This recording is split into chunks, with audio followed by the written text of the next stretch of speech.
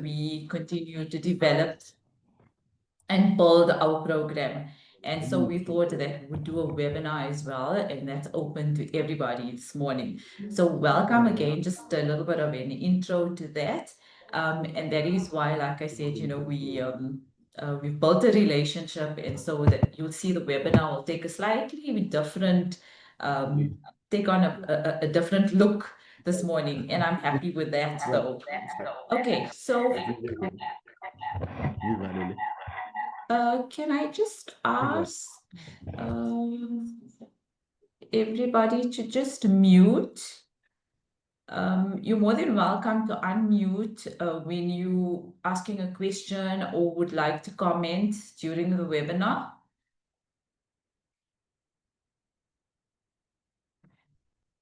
Just before we begin with the webinar itself, I just want to remind everybody, you'll see in the chat, there's a registration link. I'm going to ask everybody if you could click on the link and register. You also see in the background and in the chat the NSM's 24-hour shelter helpline contact details. We will put the link on the registration link on a regularly so as people join in, they can register. So if you haven't registered already, if you can maybe just take a couple of minutes to do that. Thank you.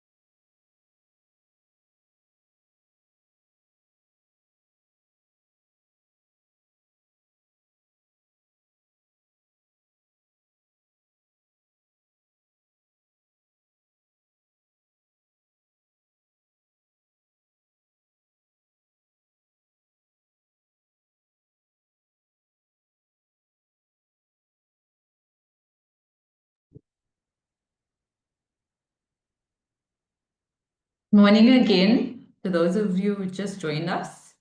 Let me just quickly do and ask people to put on their cameras if they'd like to. Thank you, Seth, for reminding me about that.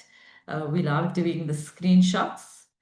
So whoever's comfortable doing that, you can put your camera on.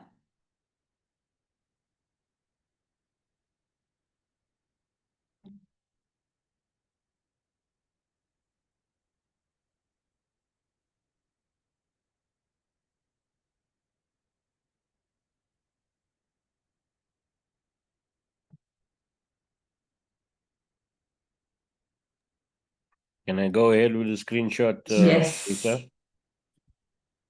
When you're ready, Seth. Okay, so those of you with cameras on, please give a nice smile. Or maybe let's give it a few minutes more. People that would like to be. Oh, there we go. Hi, Tumeleng and Koliwe and Lungile, Melanie. Lisa was on there just now. I am. Okay, here we go. I'll give you a last second or two. Those of you that want to join in with the with your screenshot, put up your video. Here we go. We're going with a nice picture to celebrate this moment. Big smiles, everybody. And the rest, your names will show up in the picture. There we go. Oh, wait, there's another one just came. Somebody just arrived. Here we go. This is for Shlemalani. Shlemalani, this is for you. Okay. Nice big smiles, everybody. Okay. Thank you for that, Back to Seth. you, Nisa. Thank you. Just remember that we have to smile, otherwise we look like we're taking mug shots, okay?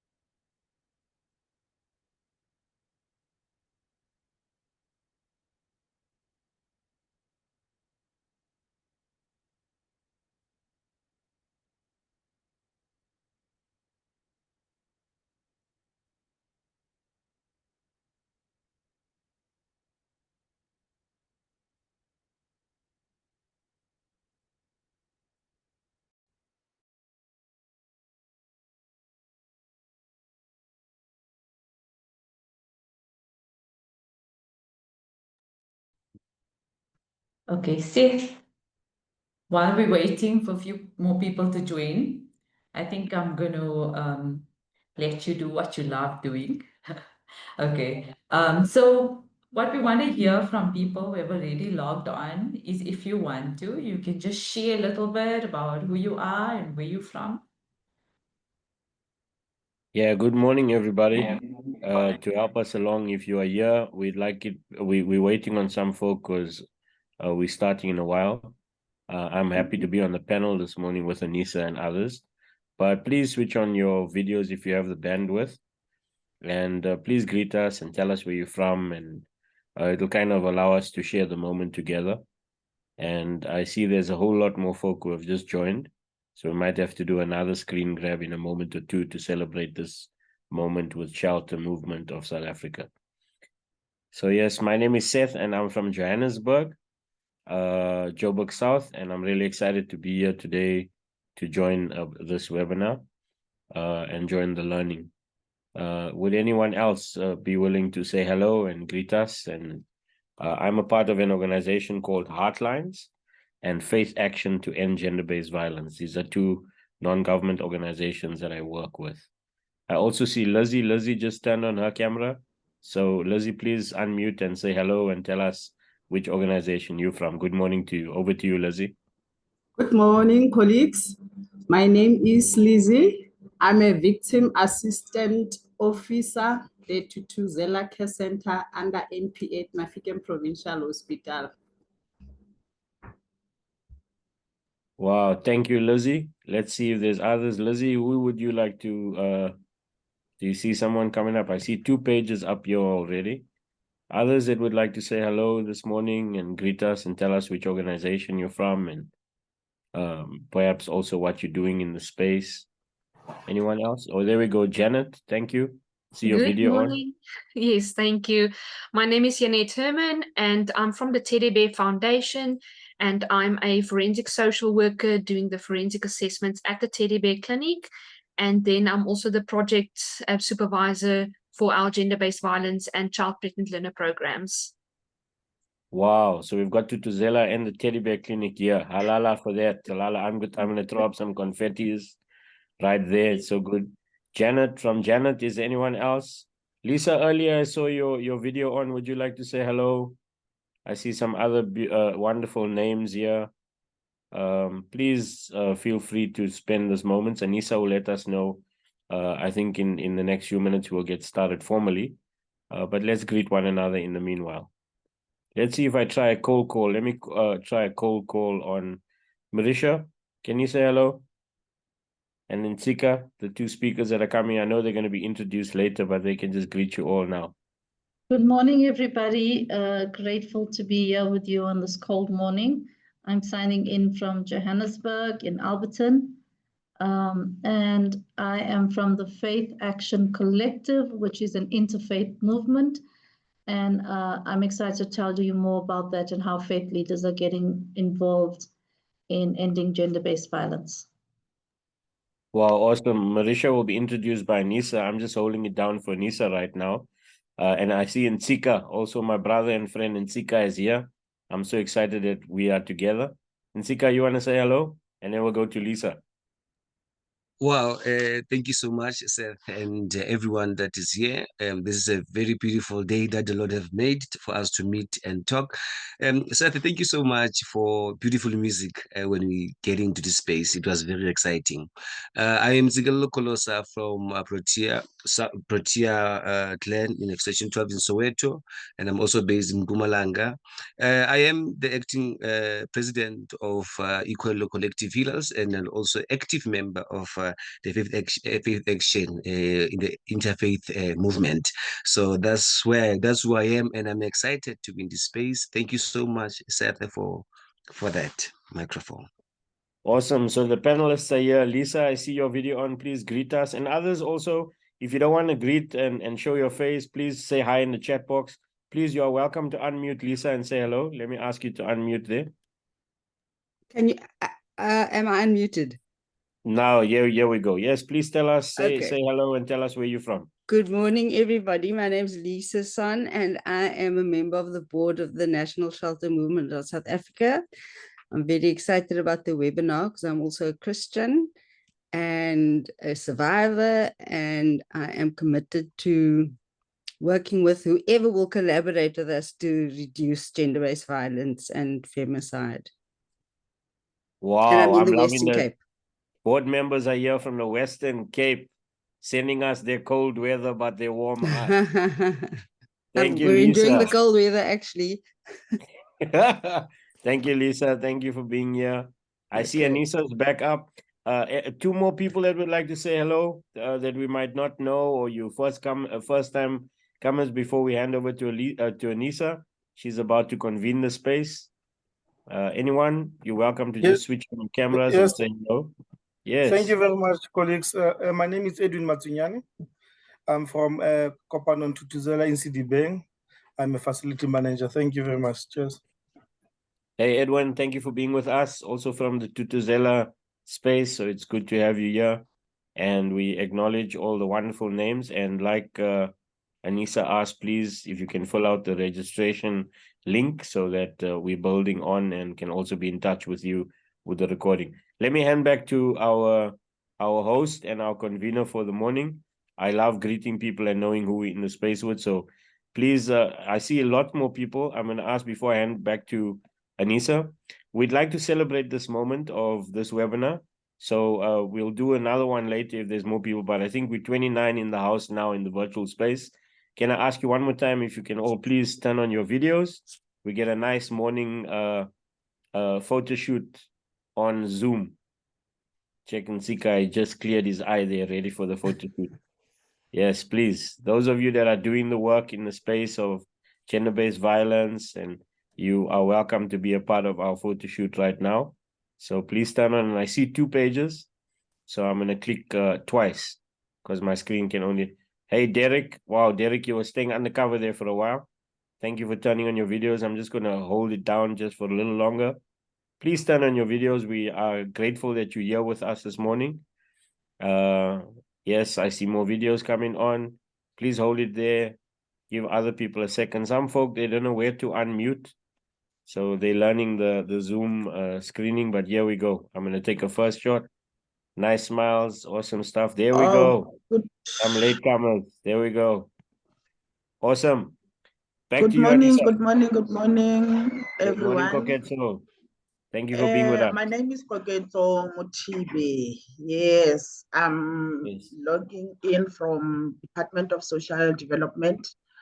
I'm a facility manager, managing a shelter for victims of GBV and other types of violence.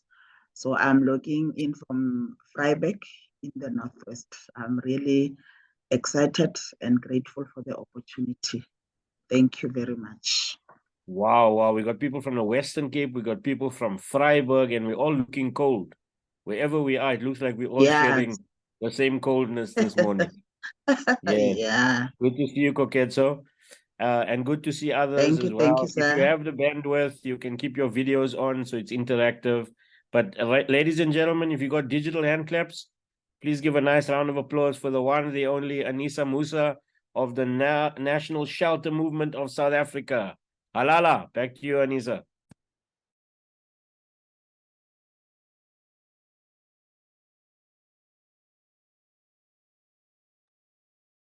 Good morning, everybody. Thank you, Seth, for that. You always have a way of warming things up, or should I say spicing things up. I'm so glad we're starting off on this note. Let me just do a formal introduction. So good morning again on behalf of the National Shelter Movement. We'd like to extend a warm welcome to all of you who's taken the time to join us this morning. I'm Anissa Musa, National Coordinator of the National Shelter Movement of South Africa. For those of you who are first-time attenders of our webinars, we conduct monthly webinars, so keep an eye out for our topics to follow. We're very excited to identify very relevant and current topics as they arise. So we look forward to having you on an ongoing basis. For this morning, for those of you who've just joined, I'm going to remind you the registration link is in the chat box. If you could just click on it and complete the registration so that we have you on our database and inform you about ongoing events and webinars going forward. For those of you, again, who've just joined us, we've had a nice stretched introduction this morning, courtesy of Seth. We love to do that. It's taken a little bit of a different structure to our normal webinars, and that's a great thing, especially on a morning like this. Okay, so to start this morning's program, I know that Marisha and Nsika and Seth have given brief introductions, but as the moderator for this morning's program, I'm going to go through the formalities and I'm going to introduce you to our celebrities this morning. Yes, I use the word celebrities. When I looked at their bios, I thought, wow, really impressive, and we're glad to have you on. And who says religion can be boring, right? So yes, very talented speakers this morning. We welcome you. We thank you also for the partnership and the collaboration and for once again indulging the NSM and presenting at this webinar. So I'm going to first introduce you to Ntsikelelo. Kolosa is a South African multidisciplinary artist, traditional healer, and activist. Born in Virginia and raised in Welcome, his journey led him to Soweto, where he was mentored by a healer, activist who helped shape his a path of blending spirituality, healing, and the arts. In film, and that's why you see and why I said celebrity, and television, Sika has acted in acclaimed local productions and expanded internationally as a producer and consultant.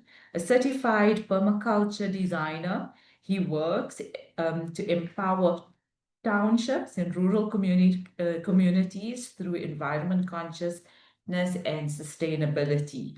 As an acting president of the Ikwelo Healers Collective, Sika champions traditional knowledge and intergenerational healing practices. He's deeply involved in gender-based violence and femicide advocacy, anchoring spiritual and emotional healing for survivors. He also leads as founder and CEO of Kolosa Holdings and the Kolosa Foundation, which focuses on youth empowerment, cultural preservation, and resilient healing-centered communities. So thank you, Nsika, for joining us and sharing your expertise. Very impressive, I must say. I'm going to introduce all the speakers now. And Seth, let's not forget you. Seth Naika is a social justice Christian. He works in the faith and development sector in the service of non-government organizations, faith-based organizations, church-based pastoral ministry, and youth work and development. Drawing on his academic and practical learning, Seth engages in the sphere of personal, organizational, and community leadership training, mentoring, and coaching. The work of social justice and reconciliation is made a reality, and beloved community is grounded and founded through Seth's creative interventions, values-based leadership, social change, and mobilization of transformation initiatives. And then we have Marisha as well. Marisha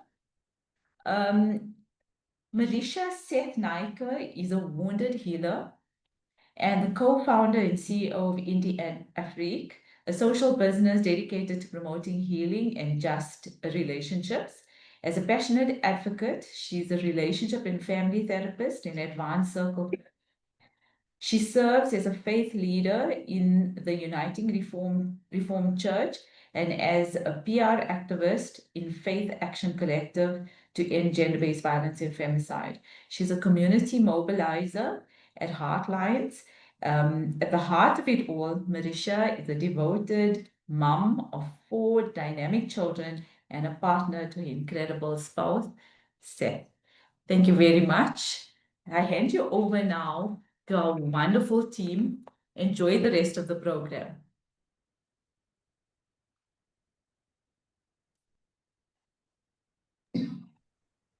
Thank you, Anissa.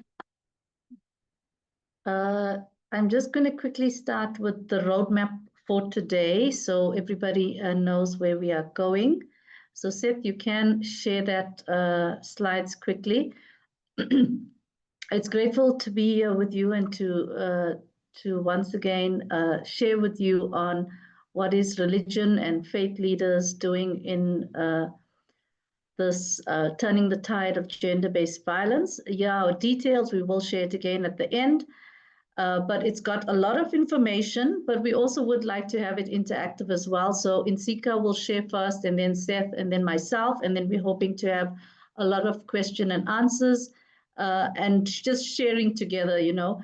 If something comes up for you, please do put it on the chat so we can be mindful of that as we are speaking. As the faith collective as well, we also want to make sure that even as we share, that this space is a safe one, but also a courageous one.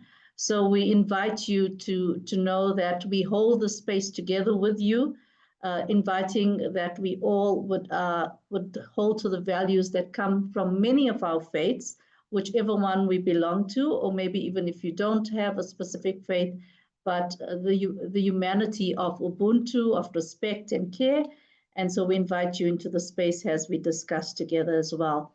We're going to start off with some stories. All of us will share some stories and looking at how faith can be a resource or roadblock. Then we're going to be looking at the role of faith in addressing GBV, sacred texts, and then faith-based responses. Because it's Youth Month, we thought that we'll just give a short insight on youth, religion, and GBV, and then we'll look at community challenges and opportunities. So those are the things we'll be attending today with you. We also want to say that we are not experts. We are people of faith, but we know that many of you here as well share great wisdom and insight. So please do share with us and learn with us as we continue this morning. I'm going to hand over to Insika, who's going to start us up this morning. So over to you. Thank you, everybody. Thank you so much, Mauricia, for the wonderful morning, how you started. And thank you so much for the moderator, how they introduced us. For a moment, I thought that I was on international TV. This is a great day and a great time that we've been given. And I'm just going to make sure that, is it possible? I'm just going to make sure that we enjoy this space. I'm not sure if Seth is able to share the roadmap. Thank you so much. Yes, I'm gonna start here because of I'm coming from a traditional space and I'm a traditional leader also, who is so keen to also teach. I'm a teacher also. I've trained and mentored a lot of prophets and traditional healers in the space of also in my sessions. I do have what we call mediation and conflict resolution as a traditional healer, and also I also, you know, past years I've introduced the lessons of gender-based violence. It's important that when we train these students or train other gobelas to understand the importance of gender-based violence. Yes, I just want to also to speak about the case overview about Yonella's story that happened in Cape Town. Yonella was raped by her mother's teacher, who was a Kobela, and because it is what was happening over the years to most of students who came from Eastern Cape and they go to Cape Town to go perhaps maybe to train. We found that the guy was actually giving them booze. After giving them booze, they will go, he will sleep with them in the absence of their parents. So as a Govela, it is a safe space. When a student brings the family must be safe. So then what happened there is that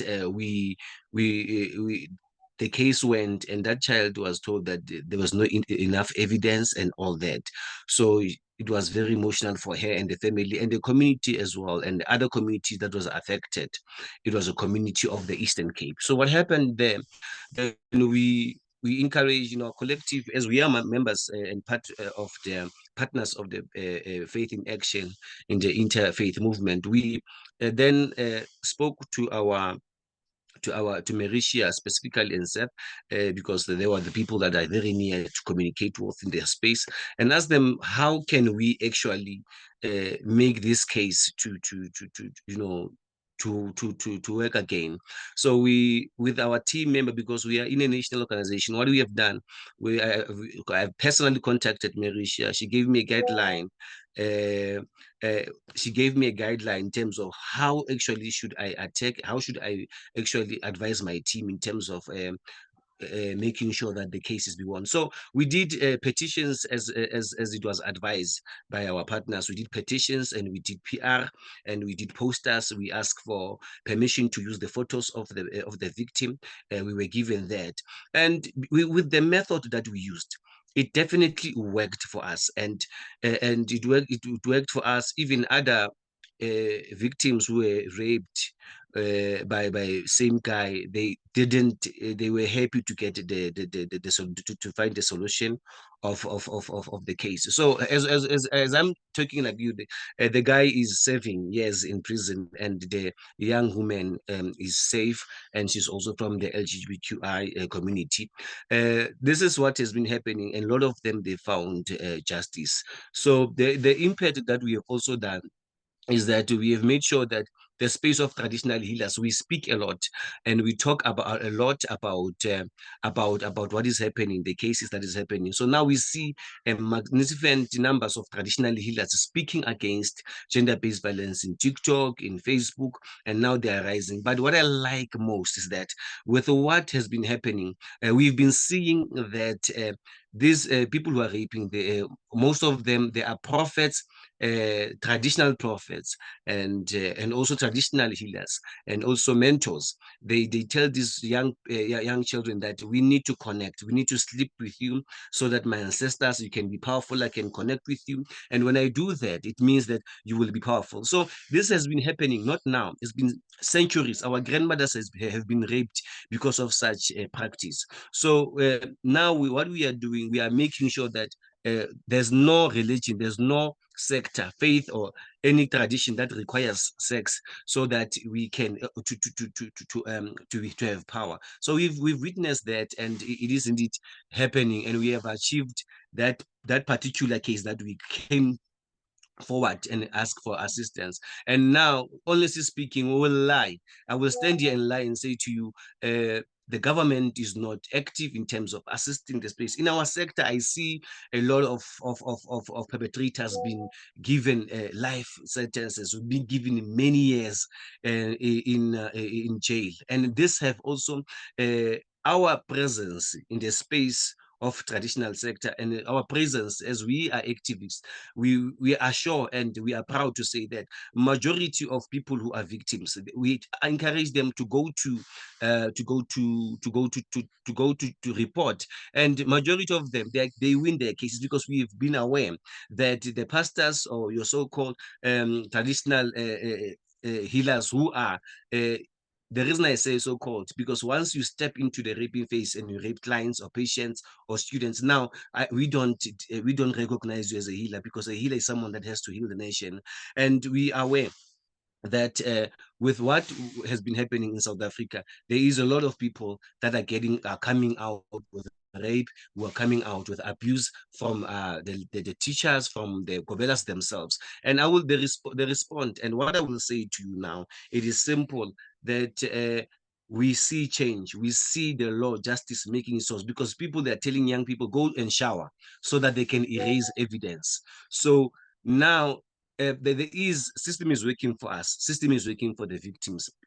Perpetrators, they are saving long, and I just pray that in the space of traditional healing and spiritual African spirituality, that we speak loud and we speak boldly about gender-based violence. As it's happening, we see people going to jail, and it's nice, but we don't want that. We don't want violence. We need a gender-free zone space to our patients, to our communities, and our partners at large.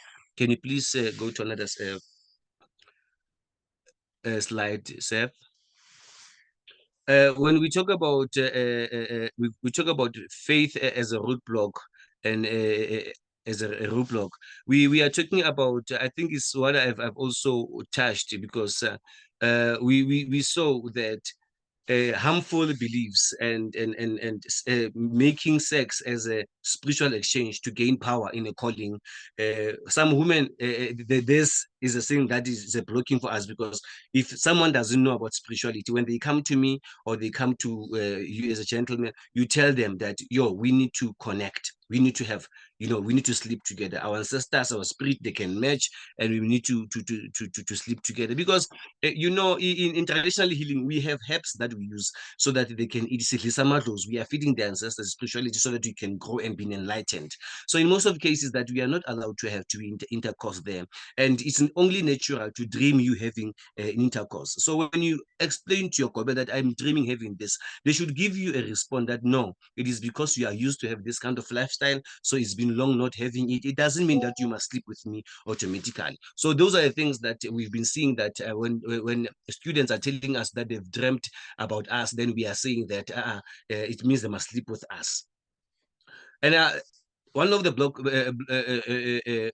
roadblocks, it is actually seeing women outside courts, raising their flag, supporting the perpetrators, and majority women. What we have seen? We have seen women going to court, speaking and naming these children who are coming forth and report, because women will come and say, no, my husband didn't do that. You wanted him all along. I saw you.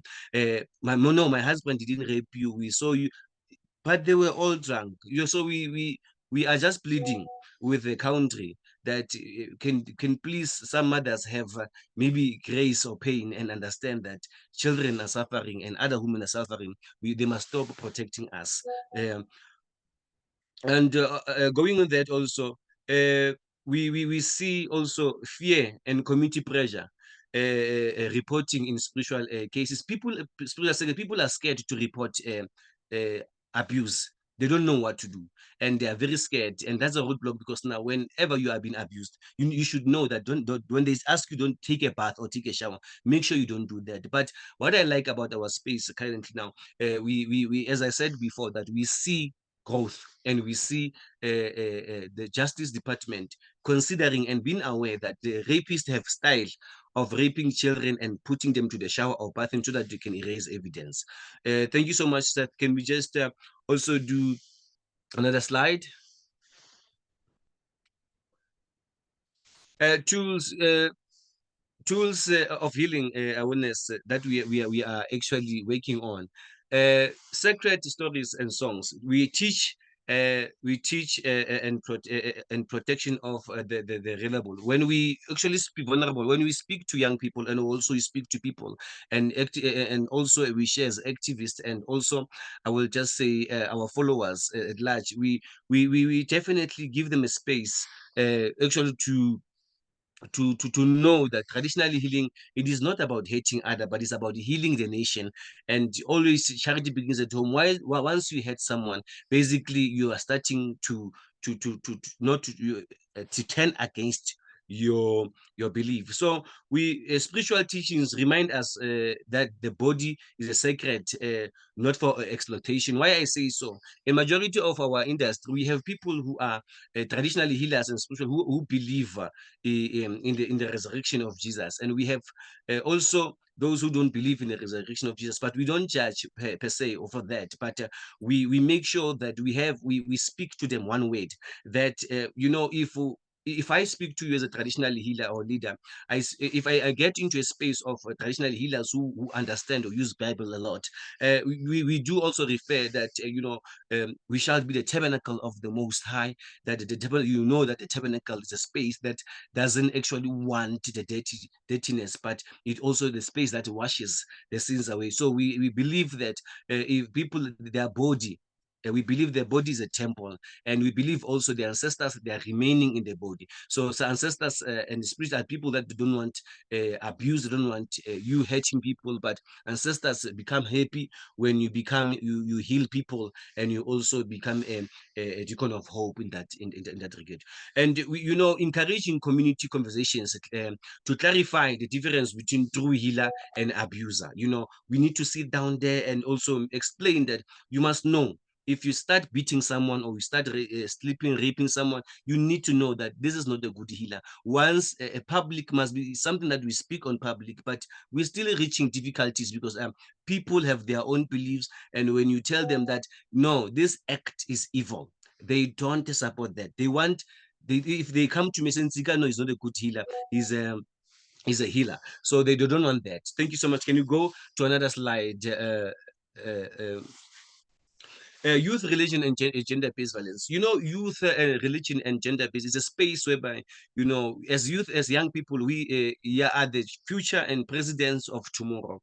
And it is good in the circles of TikTok, in the circles of, your churches. Majority of youth, they do go to church, but when we speak about gender-based, we don't get those teachings. But in the space of I'm gonna dedicate to youth, especially in the traditional sector. Our youth is still ignorant when it comes to the matters of the gender-based violence, because they become awaken only if it's directed to them. But we still share and we still speak about the youth. This month, we also encourage them to rise and support and speak and be the voice, because if they are voiceless today, they're not going to be the voice for tomorrow. As I say that, is that religion also plays a good part in terms of making sure that youth stays away or run away from those spaces that are very toxic and also abusive, in terms of, I would mention few taverns and also on toxic environments that will see our youth being raped or being killed. So it is important that youth and religion, stick to what they believe in and fight, because when they stick to church and when they answer their callings, they drink less, they dance less, they go to places, but it doesn't have to be the case. South Africa must be free space. South Africa must be for everyone. We must not say that women, they must not work after 12 because they will be raped. It must be definitely a free space. So I'm just saying last ways that we asking, I'm pleading for youth, young people, wherever they are, to rise in their spaces. We are, especially myself, encouraging the collective young people to stand and speak for themselves, because we are departing from youth space, but as they are rising, they must not only focus on fashion, but also be the mouthpiece for those ones who are speechless, who cannot say anything, but also to see that we have the serious stage of emergence. And as I conclude, that we need to make sure also we are campaigning and speaking out that the femicide must be also be a state of the issue, or like a major stage of our country, because it's happening. Like, people are dying every day. Even yesterday, people are dying. Thank you so much. And our mission to build the safe space rooted in the spirit of Ubuntu challenges and silence, and supporting survivors with love, and also advocate and wisdom. Advocate that a real prophet and healer guides, not abuse those who seeking direction. Thank you so much. I think that was my last of my presentation. Thank you so much for giving the space. And please, when you see a traditional healer, do not feel bad, but get closer to them and understand where they're coming from. We are not the same. We are not all promoting evil, but like as we are in the faith space, there are other pastors that are abusers. They are in the industry because they want to kill or they want to destroy a young woman or a young man. Thank you so much, Anissa. Thank you so much, Seth. Thank you to my Marisha and everyone that is listening. I appreciate this moment. Thank you. Thank you so much, Nsika, for that reassuring words. I don't know if anybody has any questions or comments for you, Nsika, before we hand over to Seth.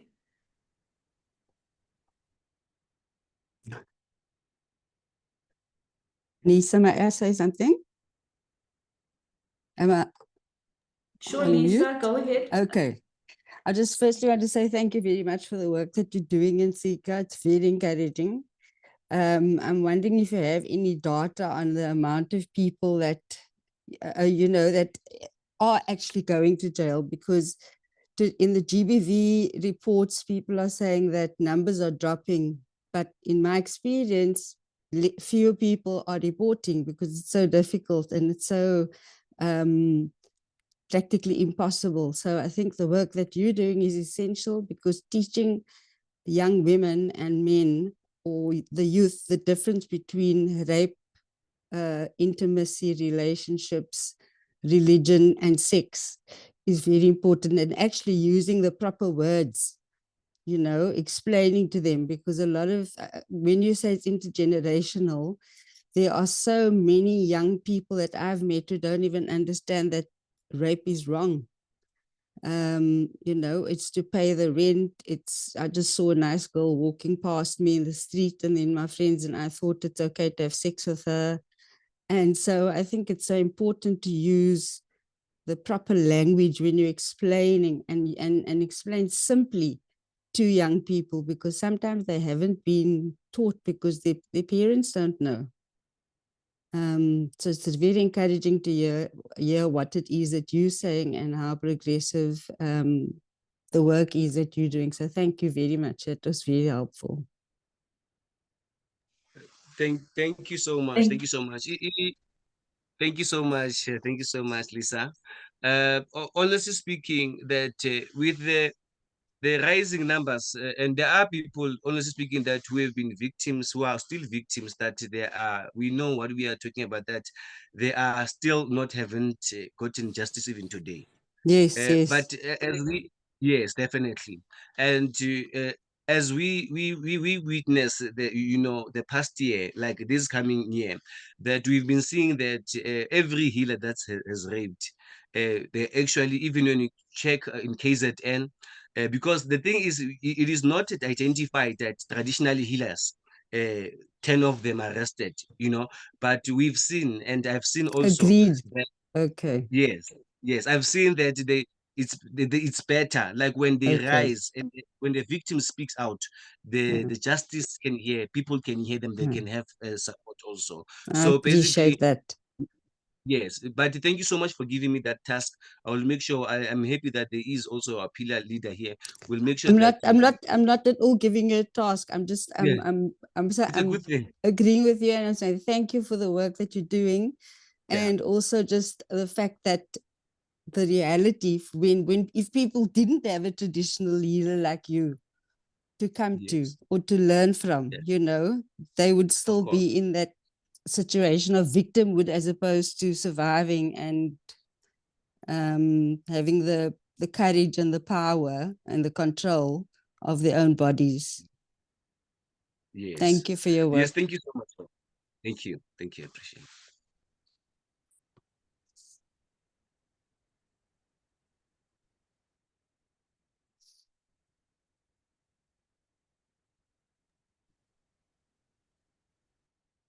I don't know.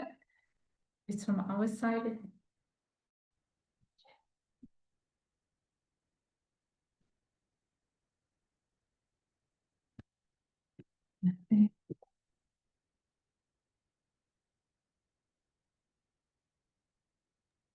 Hi, Anissa, are you still there? Can everybody hear? Can everybody hear me? Yes, we can. Yes. Thank you. Okay, I think we just froze for a bit. Okay, thank you so much for the comments. I think with June being Youth Month, there's still a lot of work we still need to be doing, Lisa, on working with youth and prevention and changing perceptions and reflections. And it's always good to know that in all groups there are those who are making an effort. And I think we need to persevere, because I think while the numbers are still there, there's a lot of people who are doing great work, and we just have to carry on doing what we're doing and look at how we can improve on what we're doing so that we can make that difference that we want to achieve. I see Diane's commented. I think we do need more leaders who will speak out, and maybe when there is positive judgment, there is a need to publicize this so people know what they are, that they are not alone, and there is justice even if it takes time. So I think also what Diane is saying is that it gives hope, and that it's not wasted effort. Thank you so much for that, Diane. Okay, so I see there's a lot of people who are agreeing with the conversation. Okay, what about traditional healers who... Okay, so let me just see. Okay, so what are the bogus traditional healers who do not, I think, do not account for their illegal practices, especially in the rural communities? Okay. Thank you so much for that question. It's very important. Thank you, Koliwe, for asking that question. As we know that bogus is everything. When we get to the to the industry of faith, I mean the industry of faith, we see that there are fake pastors and good pastors. Everything, even clothes, everything, there's fake and there's also good. So saying that there's bogus not only in the rural areas, but especially in Kude, are people who are even promoting, people who are even making the families to fight because of diagnosis, wrongly things. When you tell your mother that your mother is a witch, is bewitching you. But the problem is not that. The problem is that you need to self-realize and know who are you. So basically what is happening now, we have an interim council of traditional healers that is there because traditional healing itself now doesn't have a space. When someone is bogus, doesn't have something that will say this is bogus and this is real. So, but the registrations and the process of the consultations, they are still underway. To everyone that is not registered will be arrested and identified as bogus. And especially if you don't have a reference that you've went through the training. So what will happen is that the Department of Health is still working with traditional healers. We are in the space advocating for inclusive framework so that you can include everyone in the space. So thank you for that. And we are working on that, and the sector is working on that to make sure that people are safe. We need to register traditional healers so that when you know that if he rapes or abuse, he is brought into book. Now it's difficult to see this person is bogus because there is no system that is at hand, but the system is being developed by various traditional healer stakeholders and also the Department of Health. Thank you so much for that question, Kolio. Thank you, Nsika. I think raising that is extremely important. Accountability has to be big on the agenda, and I think registration creates a platform for having a mandate for accountability, and I think that's important. Thank you so much. I don't know if there's anybody else. I'm not seeing any raised hands. Thank you so much again, Nsika, for that. I think we can proceed with the next presentation. Thank you so much. Seth, I hand over to you. Hi, everyone. Thank you, Nsika. I'm also going to go to some slides. And really, the slides are just kind of anchoring with the kind of story sharing approach that I'm going to go through today. And the first piece is to look at, the role of religion in gender-based violence. Is it a resource or a roadblock? And I think for many of us, whatever faith and background we come from, we may see it as both. And so this is for me too. I saw the resource of my faith, from my family circles, and I'm grateful to have grown up in a family where my mom was a strong woman leader, a strong leader in the community, in the work that she was passionate about. And I saw the role of my dad as a supportive partner to my mom. And I was benefited by my parents, and my family kind of context. My dad played an active role in ensuring that women in our family had someone that they could call on as an ally. And together, both my parents, when it came to, matters of people's marriages or the topic of what we knew of domestic violence, and now as we talk a lot more about gender-based violence, my parents kind of anchored with young couples and dating couples, almost in a community style. So I witnessed my mom and my dad doing this kind of work, especially when there was troubling situations that emerged. And this I saw, as I grew. So my faith formation for me was more from my experience of my family than through what I will call institutionalized religion when it comes to, my own understanding and work as a religious leader, as a pastor within the Christian space and working in churches. So, and I'd like you to pay attention to that institutionalized religion versus faith that is ground up in an understanding of your faith, as I came to know of Jesus Christ, who is a redeemer, who is a liberating resource. So this is key. And then also, by way of story sharing, the connection of my learning through my youth spaces. So I found, a formation of faith as a resource towards activism and social justice. And I found this in a nonprofit organization known as Youth for Christ. And I attended camps there growing up. And I saw this world quite different to the community that I grew up in Southside Johannesburg. That was a result as of the Group Areas Act in Lenasia and Lenasia South, where we were literally, kept in by our racial groupings to be controlled and occupied and handled and managed and oppressed by the apartheid regime. But yet, in the midst of this, I saw a faith formation of this organization of Youth for Christ being a resource where they taught us more what I learned to be a kind of courageous faith, a faith that will be social justice focused. So again, the church and institutionalized religion doesn't feature as a resource. It seems to be a roadblock. And then also, I'm grateful for the resource that I had of faith-based educators. Some of them were not just Christians.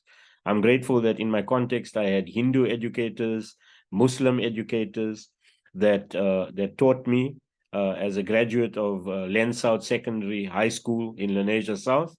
I'm grateful for my teachers that taught me about faith that spoke towards activism. And in and amongst those teachers, I'm also grateful that I had Christian teachers, and I can name some of them, and I still remember them. I'm grateful to have kept in contact with them, that taught me about Christian faith that actually could do work around issues of social justice. Again, my faith formation seems to be a resource coming from my schooling sector, my family sector, my youth sector. But then I'm also grateful that in the church space, I listened to a message once by our pastor, and the message was entitled, we're going to have to learn to agree to disagree agreeably. And the focus was of us dealing with our faith as a context of African Indians and dealing with, at that time, how we as a faith community open our doors and connect with Black Africans within our vicinity. And I'm grateful there that I started to see the beginnings of, wow, faith can actually speak to justice issues. Unfortunately, though, at the same time, for many of us Christians, we see the church as a roadblock towards our experiences of just being complicit and actually just being quiet and not lending our voices to speaking out for justice. In fact, some of us in the institutional faith arena within churches have learned a theology that's quite dangerous for justice issues. It almost would back injustice in the way that we apply our theology, in the way that we talk about roles and functions in marriages, in the way that we may even support male dominance and patriarchy. And you can see this by way of some of us that would go to weddings inside Christian faith, and you'd hear the messages being preached and the way that people will reflect on scripture. So herein lies what one could be considering, well, wow, scripture can actually be terrorizing to the state of people's human dignity, especially if it's in the mouth and in the hands and in the thinking of a religious leader that has been conditioned and educated by faith that is a roadblock. So today, as a pastor, I've tried to draw on my own journey. Round about the year of 2004, I entered into theological learning and biblical studies, and I'm grateful to have followed a tradition of social justice ministers that draw from faith for the perspective of, like, a favorite scripture of mine would be Micah 6:8, to act justly, to love mercy, and walk humbly with God. And so it depends where you're at and what you've been educated by becomes an opportunity that we need to say, where can I draw from my faith, but where do I see my faith as a roadblock? And so I have also experienced people being bold in the face of racism and racial prejudice. And today I'm grateful that there's a growing number of people that are becoming aware that we can address gender-based violence.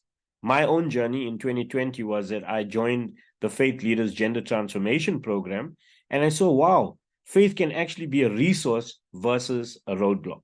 So I hope that that's landing with you all in a learning kind of way. The next piece that I was asked to speak to this morning is the focus on the role of faith in addressing GBV. How are pastors addressing GBV through their sacred texts, their stories, their songs, and scriptural perspectives? So many years ago, I'm grateful that having done work in the youth sector work, we took our music and our arts into theater. And one of the songs I wrote kind of featured on on the topic at that time around issues of diversity and racial oppression or racial injustice. And so it almost came across like this. Because I come from a background so vast and unique, what the heritage so long it take forever to seek. I say now, different styles and different faces, different races in different places. The thing next to me is the Great Commission. I go to all the world on a Jesus mission. Stop the division of the different styles and faces and races and places. I say, yo. Well, anyway, that's just drawing in poetry and rhythm and music became part of my own journey in the faith. And I was grateful that I had access to a ministry program that allowed young people like myself to express our voice, to express our thoughts through the arts. So again, faith in this context, for me I was able to draw on music and songs. However, on the same side, you would find music and songs that are very empirical. And this sounds crazy, but where can you imagine in an apartheid state, people saying, wash me whiter than the snow? Now, yes, you can say that almost as a descriptive, as a metaphoric, but what does it mean to the black skins or the dark hue skins of people when you talk a theology, when you talk a practice of wash me whiter than the snow? You're almost conditioning people towards a racialized language that demeans them. And we sometimes don't think about this. I became aware that, in doing gender justice work within the church, the voices of women leaders in our church need to be on the mic, need to be up in front in the podium. Now, not all churches have this belief or that have even supported the ordination of women. So not only is it an irregular theology that is taught, but even the way that we reflect on our sacred texts. Some people have used the Bible to actually propel racism, propel gender-based violence, propel classism, propel religious intolerance. And then there are those who have used the Bible as a word of God's liberation, a redemptive source.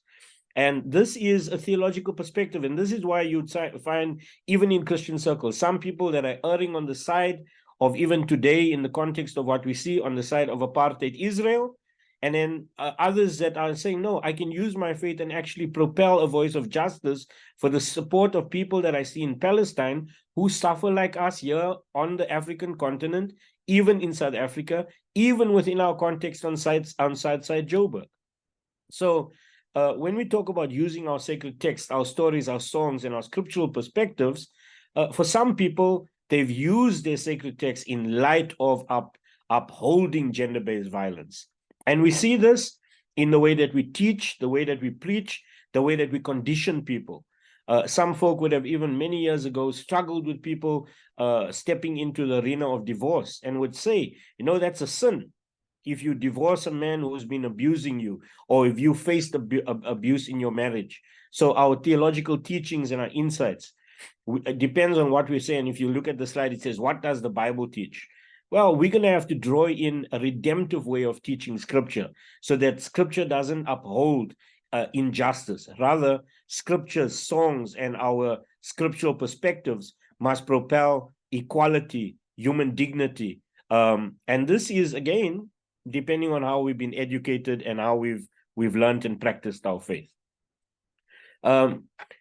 Community challenges and opportunities. So, in the communities that I've served as a pastor or as a youth worker within the different segments of my life, I've noted that sometimes the social structures that are around are so strong that even if a church decides to stand up and start teaching and preaching justice and gender-based equality, you will have a social critique. You will have men speaking out and even women speaking out against gender-based equality. And even defending to the extent, what did they do? Asking questions that would almost villainize the victim. In doing gender-based violence work through organizations like Faith Action to End Gender-Based Violence, we learn about what is a survivor-centered approach.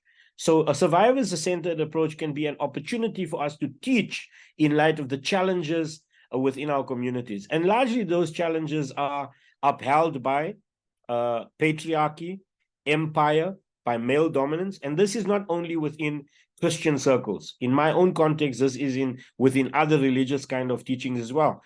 I don't speak irregularly about it, but I've lived in a religious, diverse community growing up. And what you could see in the Christian space, you could find in the Hindu space, you could find in the Muslim space, you could find in the traditional healing space of male dominance and culture that upholds gender-based violence. We have to be the ones that will say, hang on a second, what do we do?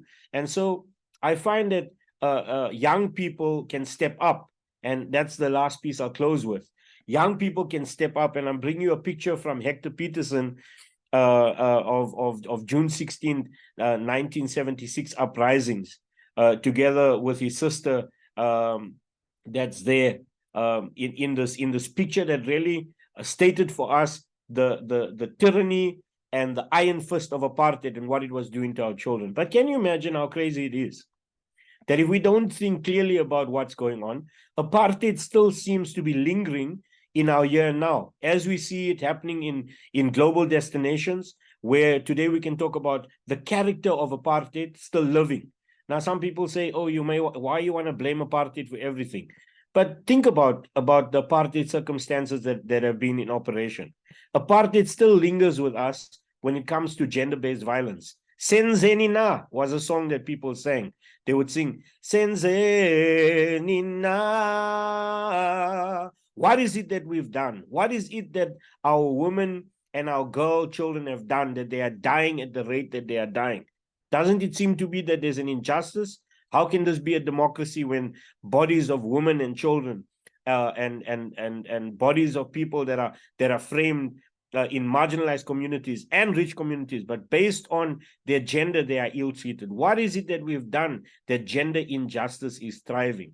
And so in Youth Month and this month of June, possibly we can start to work as an opportunity with younger generations and those of us who have become allies.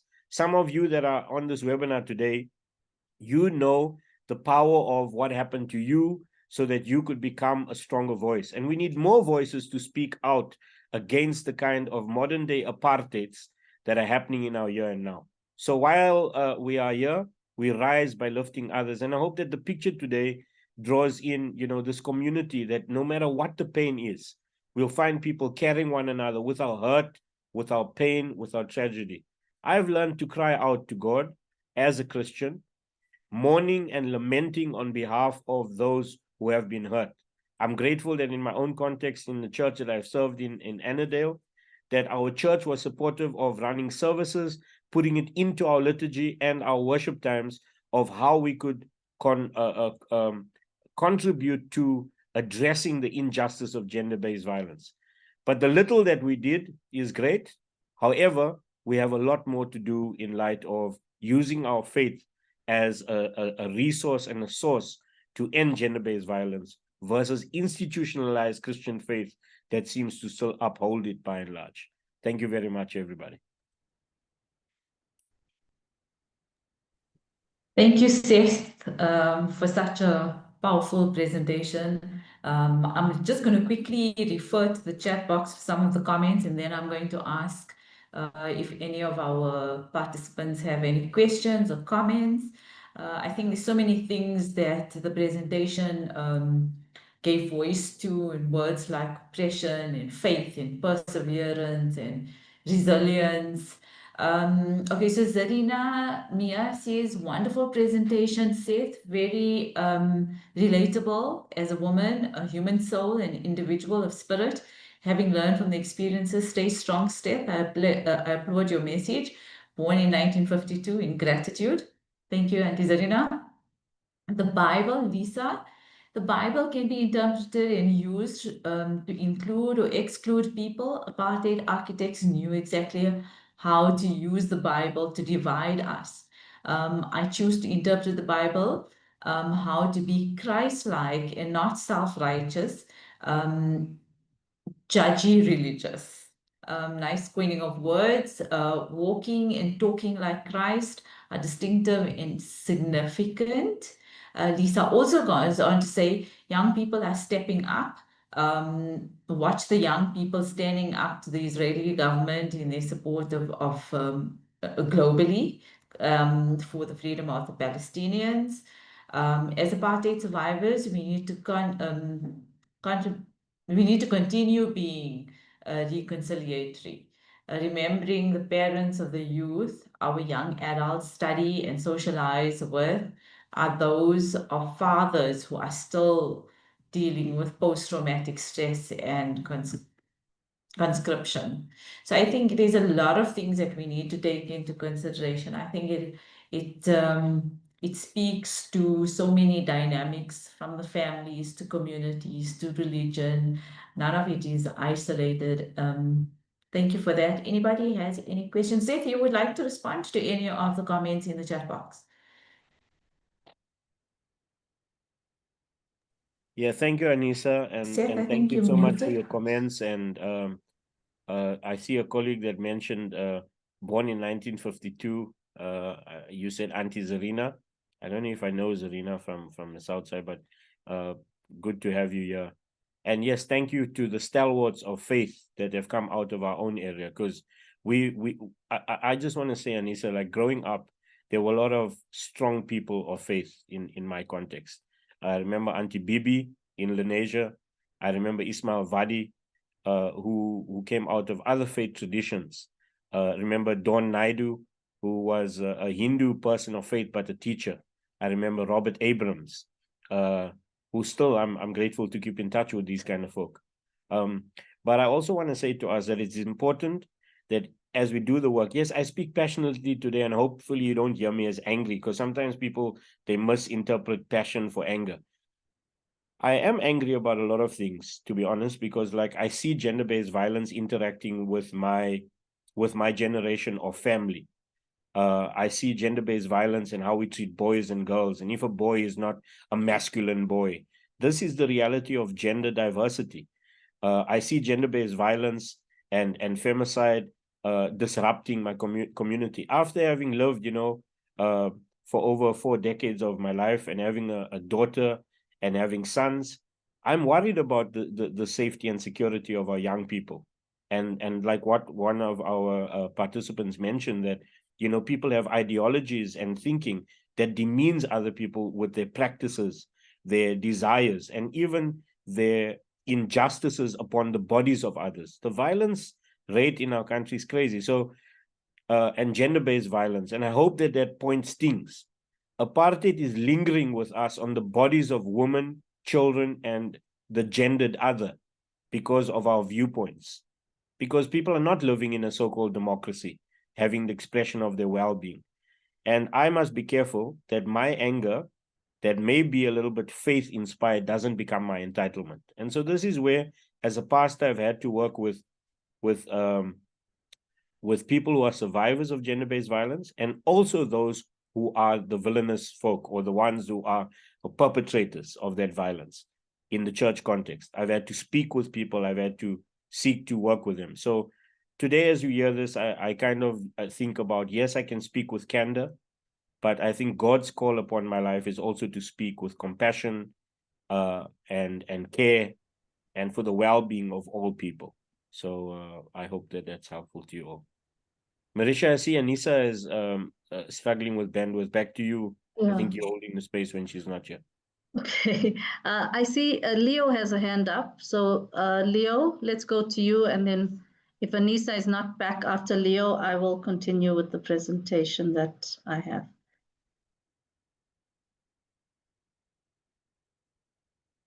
Thank you so much, Marisha. I can't put my video on due to the struggle. We don't have electricity here on the farm.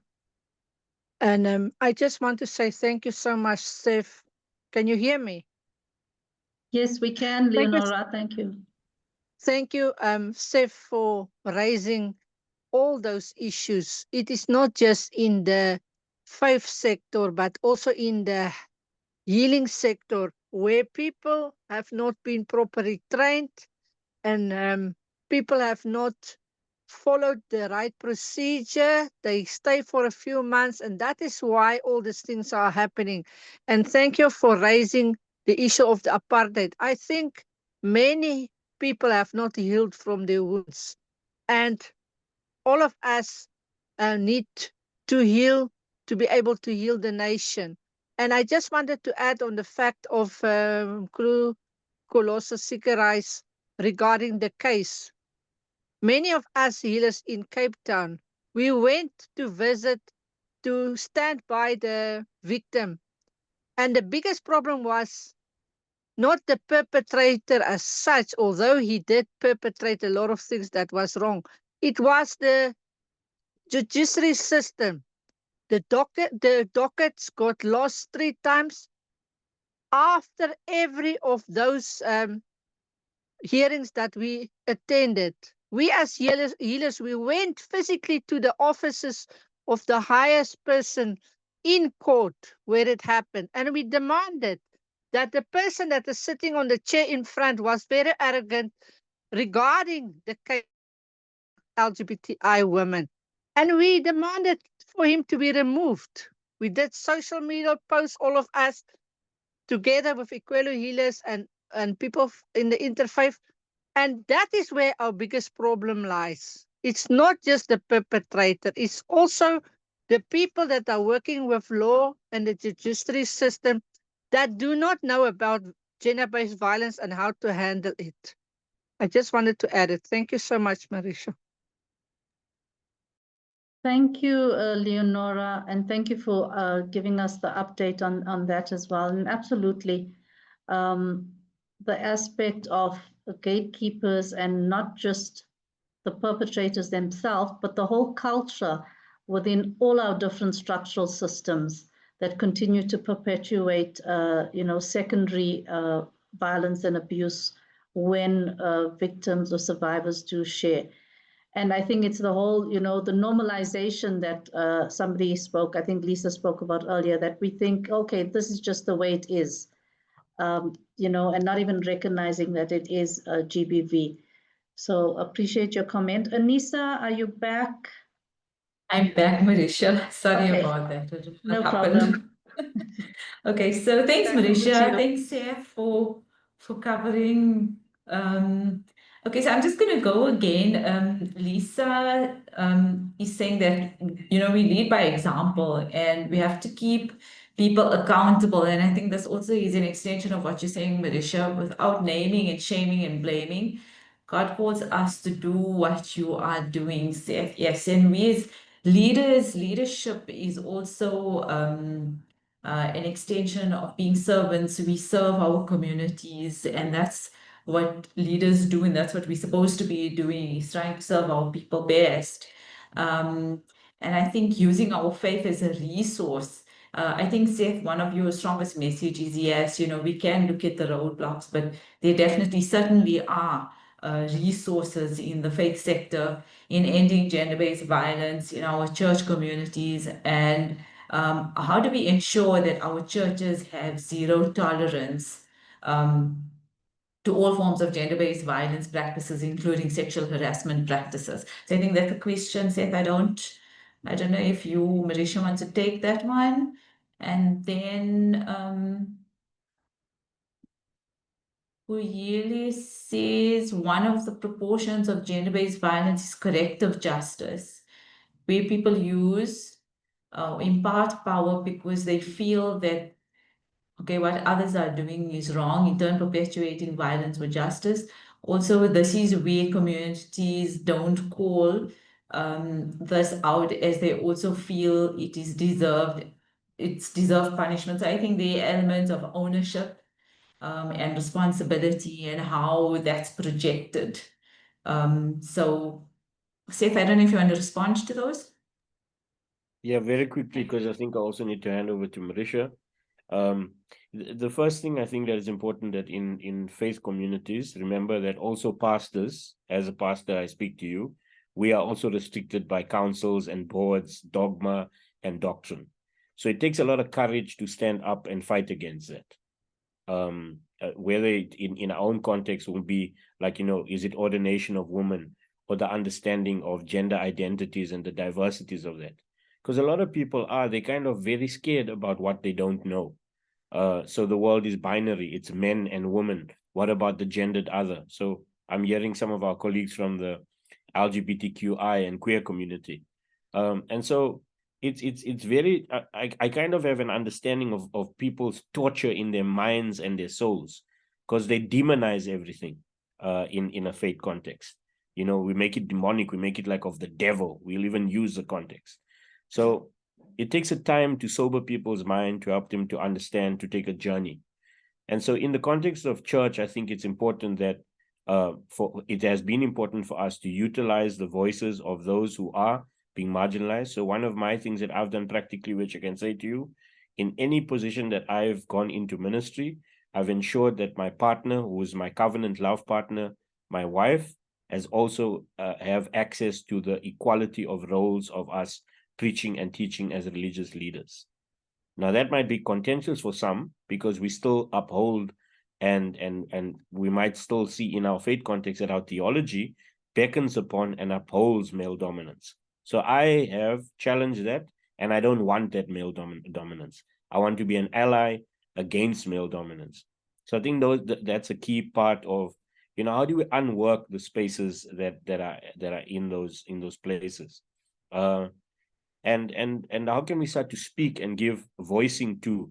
So one of the practical things that we did was, you know, bring in a series of teachings, host a conference around women's rights and gender-based violence, do some story narrative work, and put it into our church calendar, into our religious calendar, to make it practical. Start to do poetry sessions and sing songs that would actually, and share the stories of those who are marginalized because of gender-based violence. Thank you. I think I'll hand over to Marisha now. I just want to comment. Kuliwi is asking why our church is not used as a safe space, and I think that's why what we're trying to do is to change or to make churches more open to survivors and create safe spaces in religious arenas, if that's what you want to call it. And I think that's what this campaign or this program that the NSM and Faith Action Collective and my partnership and collaboration with Seth and Marisha to try and address the gaps there. We recognize that there are religious leaders and there are churches that are doing good work. We want to increase those capacities, and we want to reach more religious leaders so that we can make it that safe space that survivors need to go to when they in need. Thank you so much for that, Seth. I think now we're going to hand over to Marisha. Marisha, I'll hand over to you. Thank you, Anissa. And thank you to Nsika and Seth for just that informative presentations that they've given. Both of them, together with myself, are part of the Faith Action Collective. And so I'm going to be sharing a little bit more about that, but also speaking from my own experience as a faith leader. Anissa mentioned earlier when she read my bio, a wounded healer, which simply just means that I myself am a survivor of childhood sexual abuse. And so the work, we do this work because we really are the work in the Faith Action Collective for many of us. And to know that as we share that we are an interfaith movement, so we have at least 8 different faiths that's with us in the collective. And we are people of faith that are speaking up, standing out, we're collaborating together, sharing knowledge and disrupting harmful norms. We also, like Seth said, act decisively as survivor-led to end gender-based violence and femicide. The next picture is just a quick picture of our interfaith movement that took place for our strategy, our statement. And I will share a little bit more in terms of the resources, what this really means. But that's a quick pick on that. So as I move forward, and when we are thinking and talking about this, I'd like to start just with, again, the survivor voices or stories. And if you think about it, I think people have mentioned, even Koliwe's question now, that our sacred spaces were often seen as spaces where it needs to be a haven for healing. But what has happened? Seth, I'll ask you to move the slide. So when we look at the stories of resources or roadblocks, here are some input from true survivors that's within our collective. The church is the very first place we go to. It is a sacred place, a safe place. And then from Nompilo, when you are abused, your spirit is attacked. That is why we need to go to our faith leaders. So this is generally the understanding. As an interfaith movement, we know that at least 85% of people in South Africa ascribe to some type of faith. There are faith communities in every rural and urban area.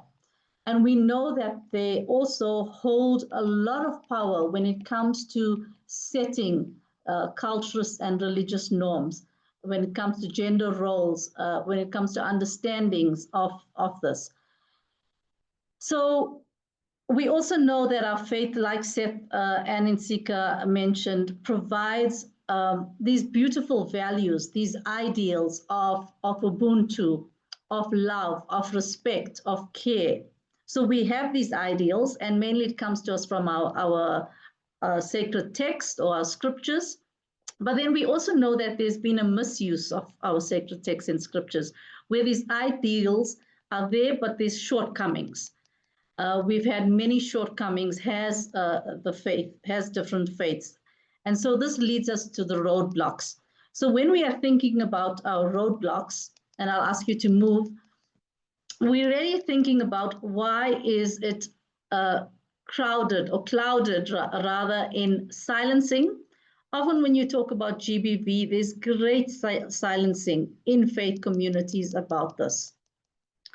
And it's often linked to the stigma and the shame, and then a lack of safety.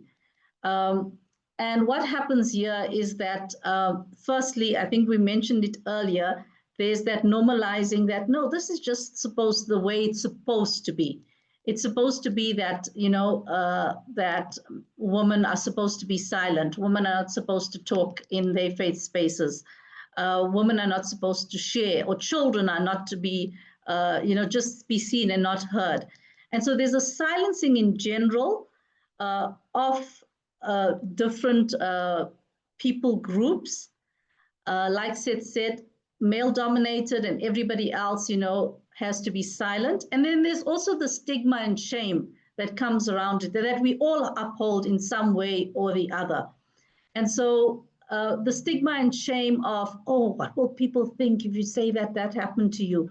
Oh, shame, it's so terrible. Don't let other people know, especially within families, how things are swept under the carpet, how when we think about, for example, with those two survivor voices, when people have disclosed in faith spaces, it's, oh, just pray about it, and God will tell you, oh, you must forgive because that's what God wants from you. And so that also comes from sacred texts being misused.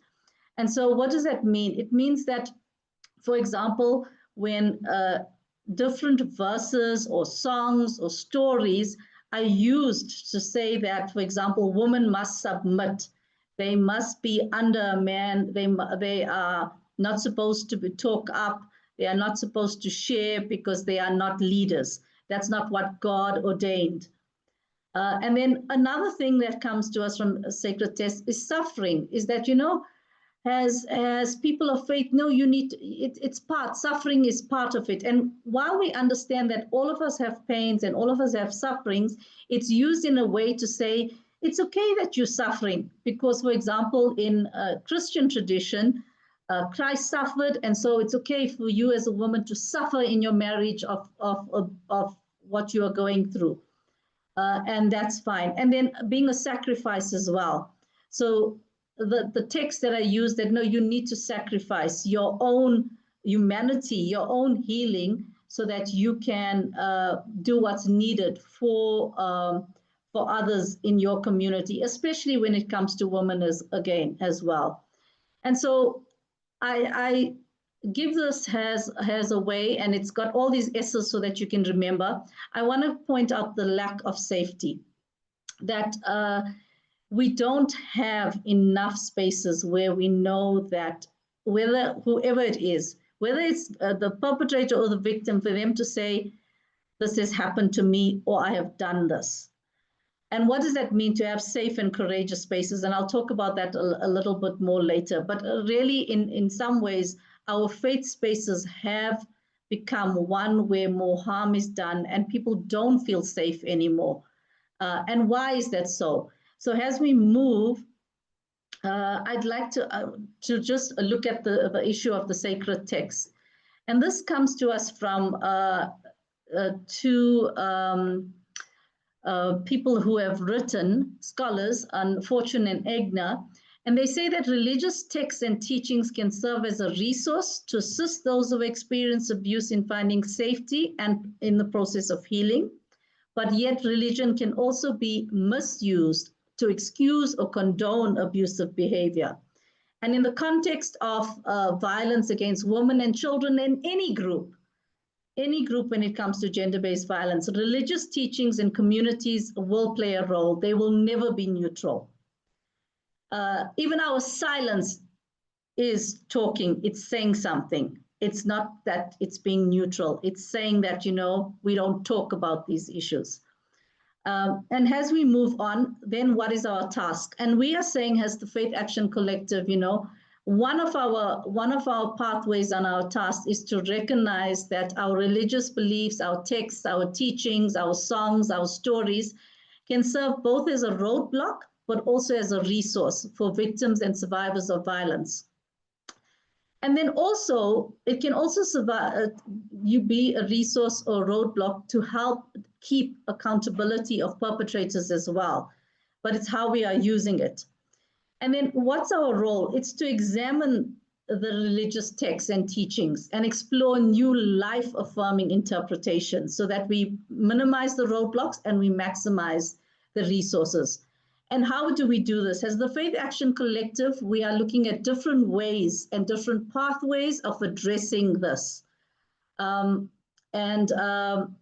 do we look at when a religion is saying, for example, putting out, for example, saying this is the truth, this is what we believe in, to hold that together with, is what they are saying life affirming, or is it really life destroying? And if it is life affirming, how do we continue to promote that? And if it's life destroying, then how do we minimize that? How do we stop that? So that's some of the things that we have been considering. Here's a banner that we have looked at in using a sacred text. So as we look at the next slide, we have a banner of this where we've taken the different texts. Seth, and I'll ask you to move. Where we've used the sacred text and to say, look, here's some beautiful text from our different faiths that talk about equity, that talk about harmony, that talk about not harming. And how can we use this again now as a resource? So this is something that we put up at our different spaces and events to show that within all of our different faiths, there are resources that we can use coming from our sacred texts. But often we are taking certain of our texts and we are misusing that, misinterpreting it, and doing harm with it. So that's just one way. So as we move, what are some of the challenges? The challenge now becomes to look at what I explained earlier. What are the harmful beliefs and practices? And how do we deal with that? And then what are the helpful and healing ways of dealing with GBV? And then to look at where are those coming from? Because you see, they've been age-old traditions that's passed on from one generation to the next. And to know that we really are, and it's come up again in this conversation, that we are a nation of multi-generational trauma. We've had unresolved trauma issues from not just apartheid, but from colonization, from slavery, which has resided within us as people and as groups that we've not been able to heal. And because we've not attended to that in meaningful ways. So where are those things coming from and how have we misused that and continued to perpetuate that in our theological understandings, in our family structures, in the way in our relationships. And then we are looking at how do we unlearn. Unlearn has become such an important part of the work in the Faith Action Collective, because we all have been indoctrinated with harmful ways of how we understand women, of how we understand children, of how we understand relationships. And many of those things have been ingrained in us. And so how do we learn these harmful ways? How do we unlearn that? And then how do we nurture and promote helpful and healing ways? And so as we move, I want to quickly focus here on paying attention to, sorry, Seth. Oh, that's my mistake on the slides. So just click again. As we move to youth and GBV. And so when we're thinking about this, we wanted to pay attention as well, even in Youth Month. For example, gender-based violence in schools often goes unreported due to victim blaming and secondary victimization, but also because, again, the normalization. No, this is just the way it is. That within the relationships between young people in school, if I want this, then I need to do that, and because that's what they're telling me to do. So a lot of that needs to be attended to, especially when it comes to religious leaders, again, do have certain opportunities in schools. For example, they are often called in to do assemblies, or to speak, or to offer a prayer, or to do counseling. And often, again, there's a space of, let's just pray about it and that's it, but not really calling it out and saying, look, these are the ways in which we really can say it will not happen, because I, as a religious leader, is going to stand up for this. And so even in the spaces in the youth sector, I think the youth are now also realizing, especially because so many of the youth these days are online and they are so tech savvy, and they are on different social media. A big thing is online GBV, or digital gender-based violence. And that's becoming a huge issue that needs to be attended as well, for youth and religious leaders to catch a wake up to that as well, within this topic of youth and GBV. So I'll just stop there for that one, but I know there's much more to say there. So here are some faith-based responses. What are we doing as the faith sector in the Faith Action Collective?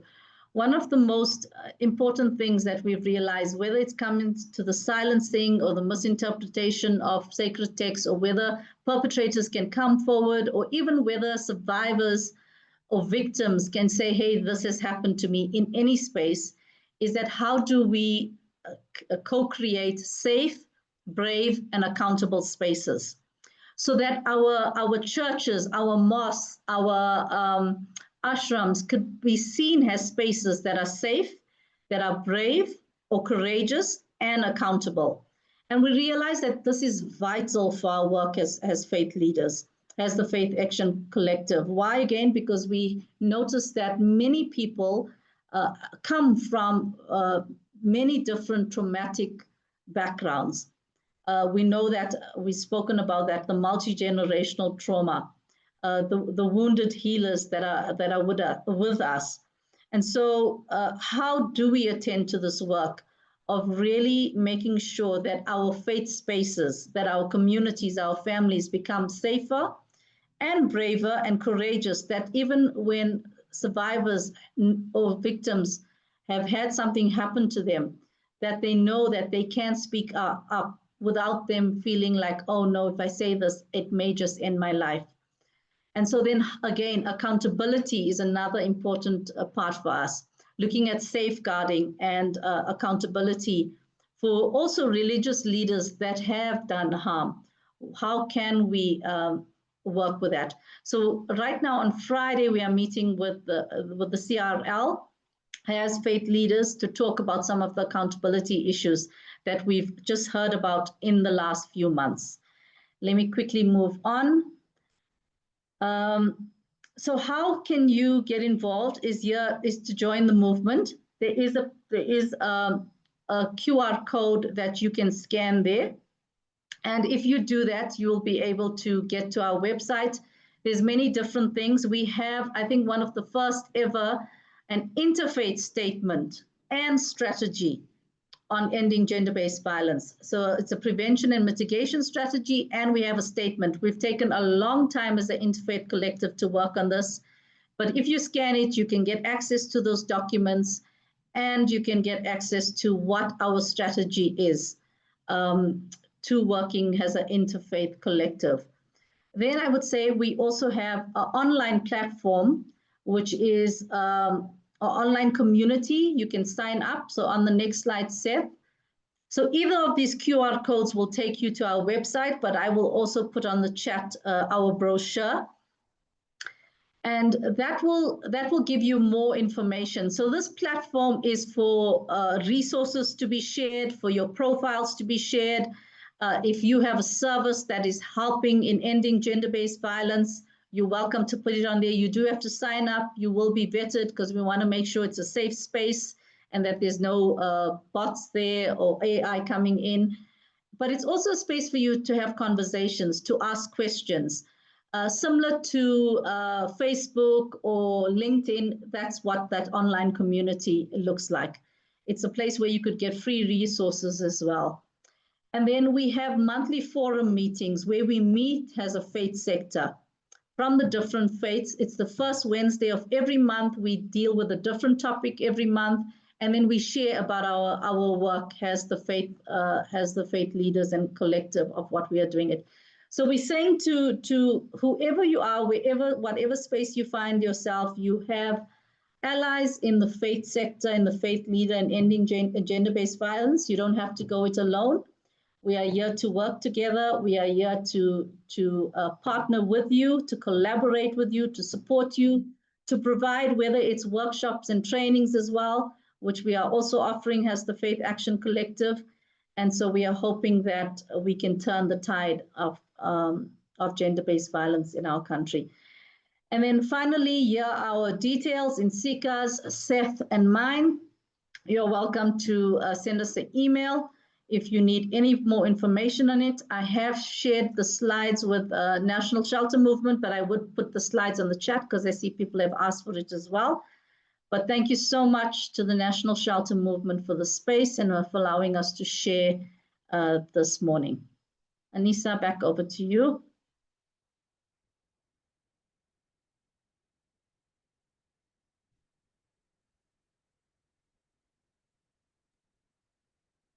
Please unmute, Anissa. Sorry, Anissa.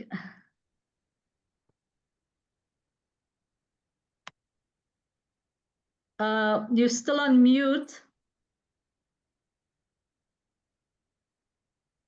Sorry about that. I don't know. I got thrown out again.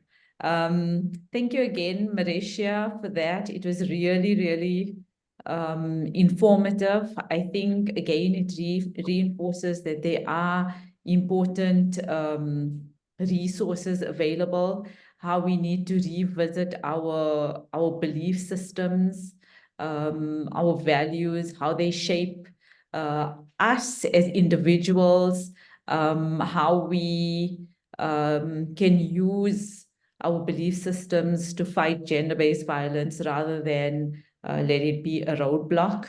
And I think, again, those safe spaces that keeps on coming up. I remember from the chat, Lisa mentioned about 100% presence versus dominance. And I think that's important because it shouldn't be a competition. We're supposed to be living together in harmony. And I think that's what the message is.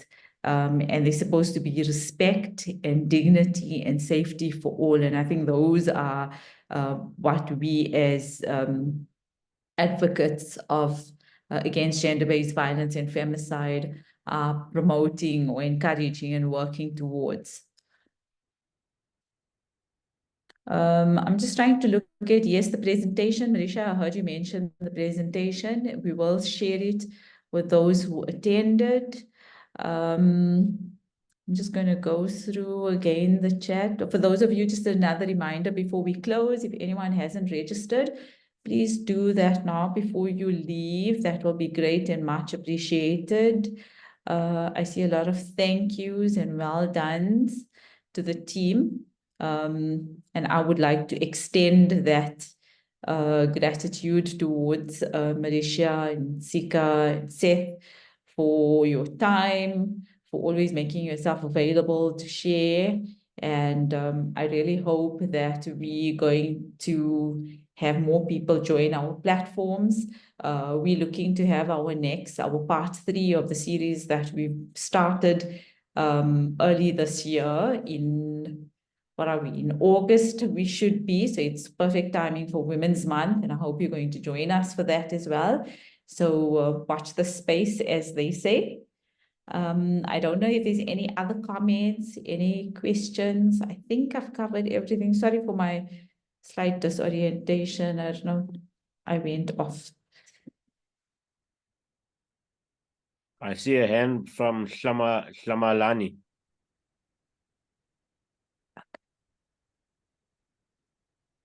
Shabalani, so? Thank you. Thank you so much for all the presentations. Much appreciated, and I have learned a lot.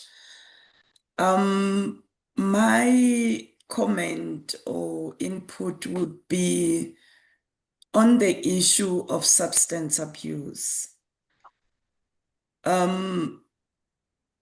I am an official at the National Department of Health, and I'm working in the Adolescent and Youth Health Program. I was really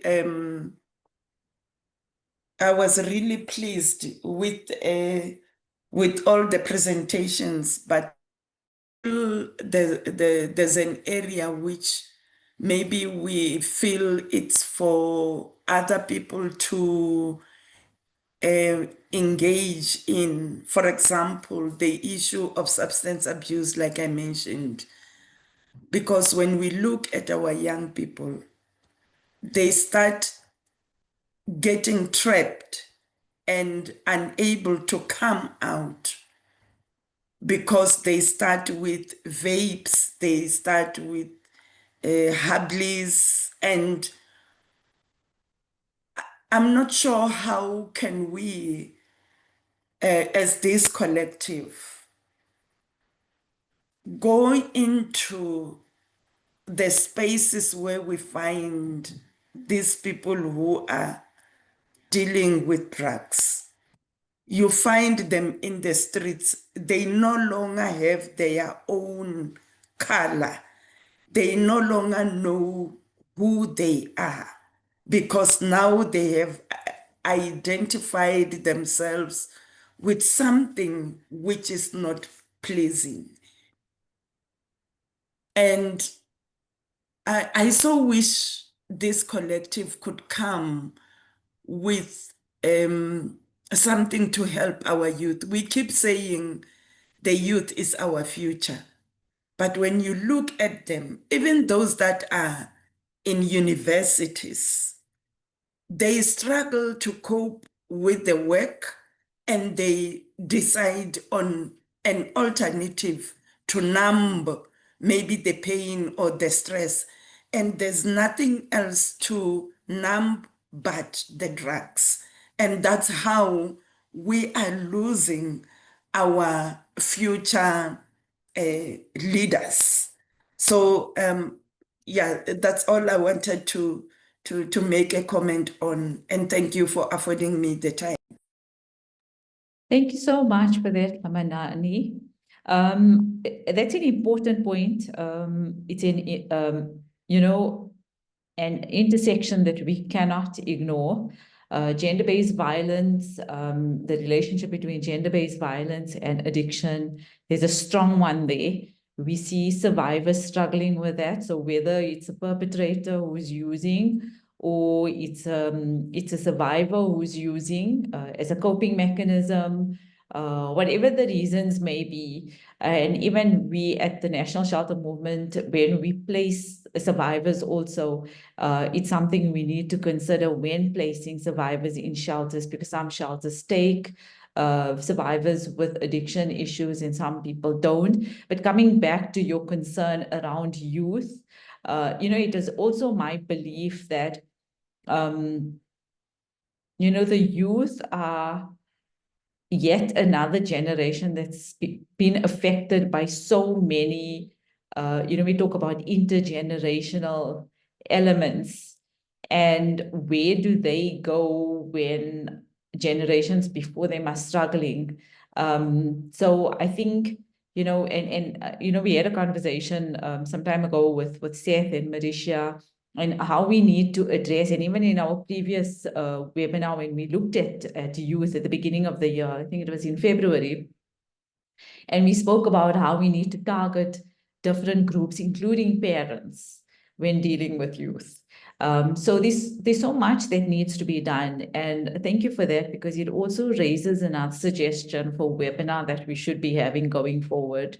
And it also adds an extension to the work that we are already doing with gender-based violence, with faith, with youth. So thank you for that. I think it also highlights the complex nature of the gender-based violence space and all the different kind of things that we have to deal with when we're working with gender-based violence and take into consideration. Nisa, can I come in there if you don't mind? Yeah, sure, Seth. Our colleague's name again, Klamalani. Thank you for your comments. And I think the thing that in the learning space that we learn to do, whether it's in the corporate space or the youth space or the church space or religious sectors, is to be mindful that a lot of life is kind of connected. It's a mosaic of connections. And so if you think about, like a context of an area where drugs is accessible and easily accessible, alcohol is easily accessible, tavern culture, Hoza weekend for all the wrong reasons is easily accessible, then you will find in and amongst that just the container of possibility for a whole lot of other issues to take place. However, it's also important to note that not only poor areas are affected. Like if you go on every Friday night within any location, whether it's a rich location or a poor location, a suburb or township, every Friday night without fail, the one fact that we do know is that police stations, the highest cases that are lifted on weekends is gender-based violence, domestic-based violence, and intimate partner violence cases. So my point there is, some things we know as youth practitioners or people that have served, we need activities. So, I mean, some of the things that saved us in our own context to give us positive kind of impetus or positive kind of mobilization in our lives was sport, youth groups that actually had mentors and coaches. So I think through this network as well. And to be honest, like myself and Insika and Marisha, we are working in our context with young people. For one of the practical applications, I'm also a sports chaplain because I think sports still, connects young people. And in our sports chaplaincy, we have a program, well, not like a program, but a social kind of space where people just play football together. And these kind of things have happened over time. And we need to think about what has worked so that we can reintroduce. And if you go to churches, mosques, temples, and other religious spaces today, if you don't have an interest of serving the young people, you'll see it in the evidence of what are the programs. If we only have programs for prayer and worship and coming to sit at church for 1.5 hours or 2 hours, sometimes some churches meet for 6 hours, but there's no social context, there's no playing games, there's no socialization. Well, where will the young people get it? And when they do get it, they find it in places that ultimately can be dangerous and risky for them. So I think those that are in the religious sector, the faith-based sector, the youth sector, the GBV sector, need to be, especially since it's June month, we need to stop being walala wasala, like the Walking Dead. We're acting like we got all the answers, but we don't care, we don't really care for our young people. We don't put programmatic money behind it. We don't adjust our budgets. We take long to get into the space of serving. So I think it's important that we draw on what we can do for the young people. And a lot of that has to do with creative exercises, just the social sector, so that they can feel that we're with them and we support them. Thank you. For that, Seth, just on a last note, I think Lisa is saying no class, no privilege, no security. There's basically no discrimination, and it's an epidemic. And I think there's lots of work to be done. There's lots of target groups, lots of areas, and I think that the collaborations are extremely important, and every space is a good space to start. And, you know, when we talk about 16 days of activism, we know that this is clearly not a 16-day thing. It's 365 days. And once again, I think on that note, Seth highlights that it becomes everybody's responsibility. It affects everybody every day. And therefore, inclusion of all groups are important if we're going to be effective in our efforts to fight gender-based violence. I think on that note, I don't know if there's anybody else wants to say anything before we close. Otherwise, I hope to see you again for webinars and ongoing parts to our religion and gender-based violence series. Thank you, everybody, for your attendance. Thank you, Seth and Sika, Marisha, for always stepping in and stepping up. Bye, everybody. Take care and have an awesome day. Bye. Bye, everyone. Before Bye, you end everybody. up, Take there's care. 47 of us here. I didn't see some of your faces. We like to document this for the National Shelter Movement. Those of you that just arrived, last pictures. Come on, let's celebrate the moment. You put on your nice smiles. I see some of you combed your hair. Yes, please. Yes, please stand on your videos so we can see more faces before you disappear. And give me a moment to capture a screen grab. There's people like Nozipo, Cornei, Paveshni. Haha, Deline Mark. Here's another justice gender-based activist. Under the with... blanket. Oh, was it under the blanket, Deline? Yes, nice smiles, everyone. Here we go. Bring up your best ones. This is for National Shelter Movement and the faith sector. Halala, that's one page. I'm coming to the next one. Another one. Big smiles with your blankets on. Some of you look like you are Eskimos. Yeah, well, yes. Thank you very much, everyone. God bless you. Thank you. Thank you. Bye. Thanks, Anissa. Thank you. Bye-bye, everybody. Bye. Thank you. Bye. Bye. Bye.